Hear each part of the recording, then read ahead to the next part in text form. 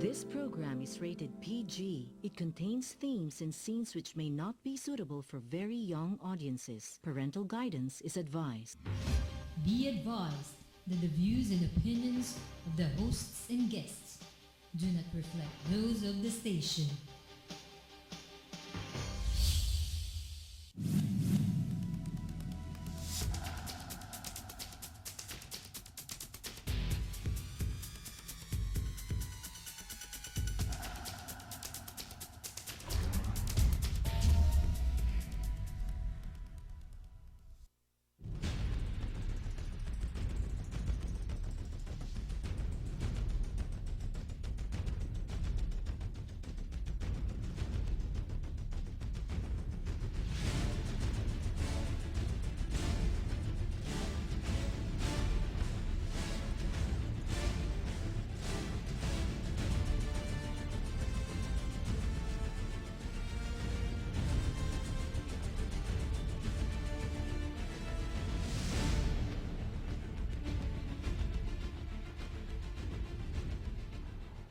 Naimbag gabi, masantos siya sa labid si kayo amin. Marahin na banggi sa Indogabos. Maayong gabi sa Tibok, Luzon, Visayas, Mindanao, up to Sabah.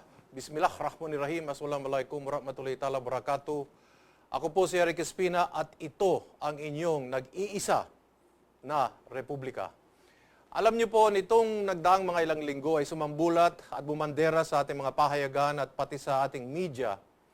Nakakuha po ng espasyo patungkol po sa isang kadeteng babae o estudyante ng pamantasan ng Polytechnic University ng Pilipinas na di umano ay naging biktima ng isang hazing na di umano ulit ay mga cadet officers ng Reserve Officers Training Course ang may pakana kuno. Kaya ang naging resulta po dito ay nagkaroon po ng investigasyon. Aalamin natin kung ano nangyari sa investigasyon. At meron pong kilusan at nabuhay muli ang mga tinig na nagpapatawag na itong ROTC ay buwagin muli. Ay aalamin na naman natin bakit nagkaganito.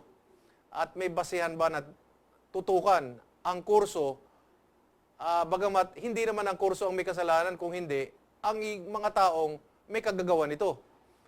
Yan po ang isa sa mga ating tatalakayan, liban pa sa punto de vista, dahil ang ating guest ay may kinalaman sa AFP, kung ano po ang plano ng ating Sandatahang Lakas ng Pilipinas sa West Philippine Sea, kasama din po ang nabimbing usaping pangkapayapaan sa New People's Army at sa Communist Party of the Philippines. Yun po ang dapat natin kausapin, hindi ang NDF. At ang ating magiging panauhin sa gabing ito ay walang iba kung hindi si Major General Domingo Tutaan. Siya po ang Internal Auditor at AFP spokesperson. Magandang gabi, Eric. Magandang gabi sa lahat ng nakinunood sa atin ngayon. Okay. Gusto ko lang ipaabot na inanyayahan din po namin yung taga-PUP, pero hindi sila sumagot. Para lang mabalanse po ang ating usapan. Dahil gusto ko rin silang tanungin eh. Yes. Kasi, at sana yung biktima din, ano? Kasi siyang nasaktan. Kung gusto niya rin ba na matanggal yung kurso, o mas gusto lang niyang maghabla. Kasi magkaiba yung gustong ihabla at yung kurso eh. Dapat malaman natin yung pagkakaiba nito. Okay, General Tutaan, no? At this point, siguro mga halos isang linggo, lampas na no? Ang nagdaan. Ano ang mga hakbang na ginawa ng ating Sandatahang Lakas tungo dito sa pagdinig o pagsasaliksik sa kabuuang nangyari dito sa PUP? Well, para maintindihan natin lahat, ilagay muna natin yung organization. Okay. Ang PUP-ROTC is under ng NCR RCDG. Yes. Which is also under the Army Reserve Command. Kasi Okay. Army yan. So, Para lang di ano natin, no? Dahan-dahanan natin. Yes. Yung NCR RCDG ay National Capital. Regional Community Development Group. Okay. Defense So, Group. Defense Group, rather. Okay, Sorry. Defense Group. Okay. Na sila ang nagte-take charge ng mga ROTC programs Okay. sa bawat universities dito sa NCR. So sila yung nag-a-appoint ng mga commandant. Yes.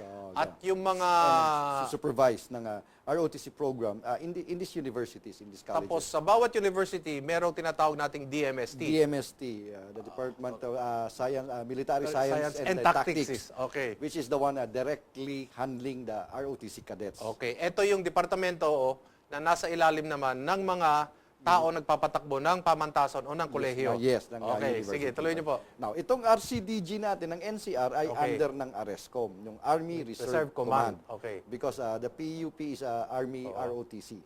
Okay. When nangyari ito yung incident, the Commanding General ng Philippine Army, Major General Iriberi, directed the ARESCOM and Okay. yung ating NCR RCDG to Okay. conduct an investigation. To determine natin is para malaman natin kung meron tayong mga kasundaluhan na assigned dito sa DMST ng PUP who were involved or who were remiss of any prevention of na mangyari yung incident. We're talking now of Colonel Tamundong. Yes. Correct, okay. And the other stuff, yung mga yan. But again, the investigation is to determine kung kasama sila doon. Kasi itong investigation na to runs parallel to the investigation being made by PUP itself. Meron din silang Yes, by the student sarili disciplinary nilang board. investigasyon. Meron din silang ginagawa niyan. Okay. And two of their students, a male and a female, pardon me if I cannot give the names because Dapat naman, yes. yes, are being investigated for the incident which wherein the victim complained of being hazed. So, male and female na mga estudyante. Mga cadet officers ito. Cadet officers who are students of the PUP. Okay. So it runs parallel. Now, whatever findings that they will have, the Student Disciplinary Board of PUP will undertake the different, the necessary actions to be undertaken. On the side of the AFP naman, through the Philippine Army, yun din ang gagawin. Kung culpable ba ang ating kasundaluhan na naandun, na-assign doon, whether they were present during that incident or not, if they're culpable of being remiss of their duties to prevent such incident. Remember, Eric, hazing is a law. Anti-hazing law, meron tayo. That's Republic Act 8049. Mananagot din yung eskwelahan yung mga school authorities dyan. If they don't do something about it, Yes. Kaya ginagawa nila ng paraan to. Yes. Okay. So that runs parallel. But the actions to be undertaken will be on different kasi ibang personalities ang iniimbestigahan natin dito. Okay. Yung sa inyo is yung military personnel. Yes, na naandun, na naka-assign sa PUP handling the DMST. You're talking now of the enlisted personnel, Probably the NCOs, the mga NCOs officers. or the officers if they were a part of that incident that happened when the hazing incident reported hazing incident that happened. Okay. So if they are part of it, then they have to suffer the consequences. Usually, yung mga na-assign na commandants I don't know whether you're in a position to answer this kasi ito po si General Tutaan hindi po ito ang J9 for Reservist and Retiree Affairs. So, pinapaunahan ko lang para, but he's free to answer this or not. Ano ba usually ang ranko dyan sa mga commandant, sa pagkakalam ninyo? Well, it varies. Kasi by law, yung ating ROTC, depende yan sa dami ng estudyante. Okay. Like the PUP Santa Mesa is combined with the PUP Commonwealth. That's about 500 to 600 ROTC cadets. Okay. Sa PUP Santa Mesa kasi about 350 or more. Mas less yung kasi 350 ang ceiling natin. Kaya kino-combine natin yan. Pag malaki, then probably a more senior officer ang ilalagay natin, o itatalaga natin doon. If medyo maliit, but usually in the ranks of a senior major or a junior full colonel. Tapos ito ay active. Yes, active. Official, regular no? officers. Regular officer. Or regular officer, service officer, but in active duty. Okay. Okay. Ano lang natin, kasi yung mga tao, active pero inactive. Paano ho nangyari yun? Yes, Kasi malilito lang just sila, like- yung mga ordinaryong tao na nakikinig. Yes, just like you see, ikaw, Eric, you're Okay. a reservist officer, Okay.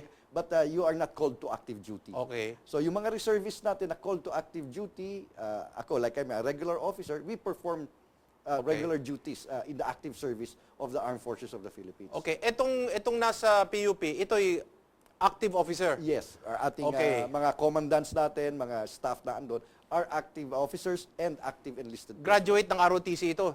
Well, it depends. It depends, Ang pwede source PMA source din. of commission nila. It doesn't matter, basta nandyan sila. Yes. Okay. Natandaan ko dati noon, in order to strengthen the ROTC program and to address, certain, or to, let's just put the word strengthen the ROTC program, naglalagay rin sila ng mga reservist officers doon. Yes, Under the especially- commandant. Yes, so Para lang mabantayan at magiya yung kurso. Nangyayari pa to ba yun enhance ngayon? the program. Yes. Well, I believe it happens. Very varied to, no? Hindi ko lang masasabi, but kasi remember, ang ROTC ngayon, Eric, is a part of the NSTP. Yes. Okay, the NSTP naman is a tertiary student, let's say a first year college. When I enroll, I have to choose between the community work training service or the ROTC program. Yes. So if I choose the ROTC program, yun ang i-undergo Or literacy. for 2 semester, or the literacy training service, which I undergo for 2 semesters. Yes. So sa ROTC, ine-enhance natin. So some commandants probably, or some programs, ine-enhance nila, kinukuha siguro nila yung mga alumni ng school na yon who became ROTC officers or ROTC cadets to enhance their program, to make yung ating ROTC program more lucrative for those who are undertaking it. Nababanggit ko po yung tungkol sa ROTC at yung mga reservists dahil natatandaan ko yung nangyari noon kay Cadet Mark Wilson Chua doon sa UST, at yung tatay noon ay naging kaibigan ko at sinamahan ko sa mga Senate hearings, at that was one of the ideas to have a reservist officer para lang medyo may bridging, may bridging between the students, the regular officers.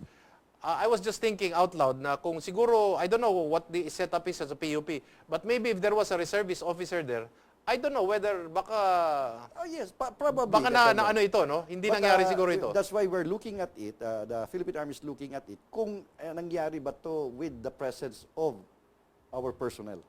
Yun ang tinitingnan nila ngayon. And the investigation is ongoing. I haven't seen yet the results of the investigation on that. Yung sinasabi mong reservist officer, I was an ROTC cadet before I entered the PMA. And my alma mater calls me from time to time to lecture on them, to give some pieces of advice or anything on the military service, if ever they want to pursue a career in the military. So naiimbita ako, and tama yun. Maraming naggagawa niyan, but this is probably on a program-to-program or case-to-case basis. Pero yung pong nangyari dun sa, etong nangyari sa babaeng ito kasi, ayaw ko kung tama ba yung mga nadidinig ng publiko, na dalawa ang allegedly nangyaring hazing, pero itong babae na ito, o itong binibini na ito lang, ang parang nagrereklamo yata. Well, I think that I was able to talk to the attorney Fernandez of the PUP during one of the sessions that we have, and he made mention that they're looking into all these possibilities na meron ka na. But as of now, as of that time na nag-usap kami, two of the cadets were involved, and there was one complainant. If ever there may dumating pang iba na ganyan, then I think the student disciplinary board of the PUP will continue to look at it or investigate the matter. Pero from your perspective, General Tutaano, I mean, basically, these are kids, no? Yes. They're in their formative years. They're learning about life. I don't know whether they should be really subjected to, this kind of disciplinary action, if we can call it into that kind of disciplinary action, especially since the training is actually like once a week, basically, yes, no? Once a week. But regardless, whether they are in their formative years, and this thing should not be undertaken. God, that's what I want. That's what people want to hear from you. Dapat bang may batas tayo niyan. As I dapat said, hindi, there's a corresponding it's Republic Act 8049, the anti-hazing law. Meron yan. Bawal yan. Any form of initiation, in a form of and even any form of punishment not commensurate to the gun. Ang exemption lang dyan is when the program or the activity being undertaken is part and parcel ng program of instructions in the training. But this is as approved by the training board through the Chief of Staff. Very, very iilan lang yan. Part of the training because as active soldiers, but not in the ROTC. Tapos etong binibining ito ay gusto rin mag-opisyal?